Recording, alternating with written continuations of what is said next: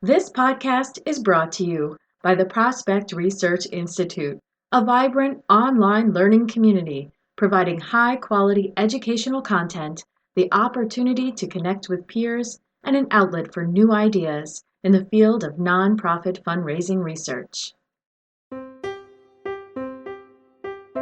Welcome to Prospect Research Chat Bites, a podcast by and for prospect research professionals. I'm Jen Filla. Today, I'm going to go off script to talk about research pride. If you don't know already, March is Research Pride Month. It was started by veteran prospect research professional Helen Brown. She christened the whole thing in a burst of brilliance a few years ago. So if you're on social media, look for the hashtag #ResearchPride, all one word, to see who's talking. You're going to find things like blog posts, tweets, and all kinds of celebratory noise. Usually, I write a blog post, but this year, I wanted to try something a little less scripted, and that's why I'm talking to you on the Chat Bites podcast instead. When I first hung a shingle as a prospect research consultant in 2007, I was really keen. I loved research, I loved travel, and I always wanted to try that business thing. So I started Aspire Research Group. I went on to make every starting a business mistake possible in those first few years, but I really did have fun and I learned a lot along the way. Working for all kinds of organizations, I learned so much about research, and especially research in action. Watching the gift officer use the information to cultivate and ask for a gift. My first client ever was in campaign, and I did the profile research on the top level prospects. They were doing their feasibility study at the time. Years later, when the campaign was over, I went back and I asked them, "How accurate do you think my capacity ratings were?"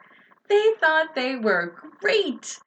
They said that most of the time the prospect gave an amount in the range that I had given for capacity. Oh, whoops. That's not what the capacity range was supposed to be. It's not supposed to be the target ask range. It's supposed to be the biggest gift possible, and it's supposed to make your prospect run to their tax lawyer and their accountant. So at that point, I really rethought my entire rating strategy and continue to rethink it every year. I also learned about the network of prospect research professionals. Through APRA and AFP, I've been rewarded with many deep and lasting friendships. I've met so many people that I respect and that I learn from. Countless times I can remember getting all excited about data and watching my supervisor at the time get glassy-eyed.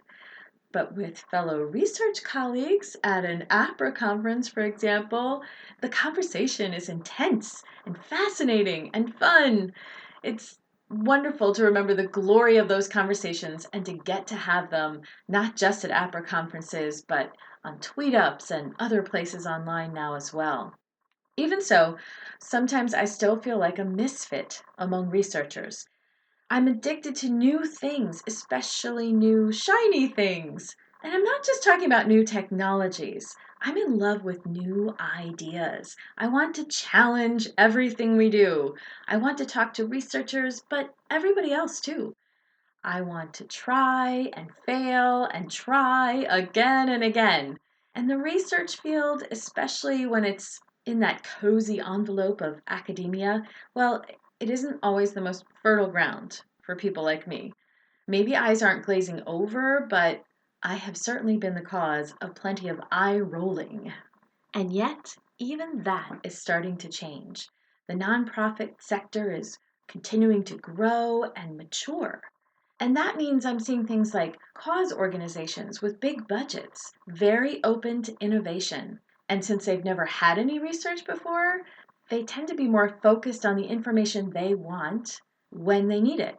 They're not focused on whether they want a level 1 or a level 2 profile. At first, that can feel a little messy and chaotic, but then it falls into a rhythm and it works. But not everything works, and certainly not on the first try. I'm okay with that. Failure is never trying again. A mistake, on the other hand, that can be fixed.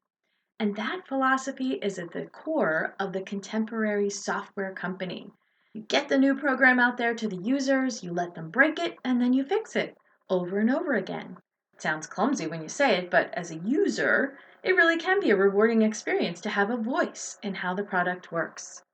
I love the field of fundraising research. I enjoy the work, the challenges, and especially the people. When I picture the collage of people I know in the field, well, we're amazing. We researchers are the kind of people who continue to go to school. We earn multiple degrees, and we never, ever stop learning. We have interesting hobbies, and we're generous, sharing our expertise with others. We're passionate and persistent. Okay, that's enough gushing. Let's get to the action. March is almost over, but the Research Pride hashtag is available all year round, and so are we. I challenge you to share your pride in the profession. Go on and do something fun. Post a selfie with a Research Pride sign, or go whole hog and record a 1-minute video about why you love research. You have a smartphone. I dare you. This is me, Jen Filla, signing off for now. Thank you for listening to Prospect Research Chat Bites. If you want to continue the conversation, pop over to www.prospectresearchinstitute.org and join the resource collection forums. If you're an early career researcher and you want more guided learning conversations, visit www.earlycareerclub.com and join other talented and ambitious early career researchers.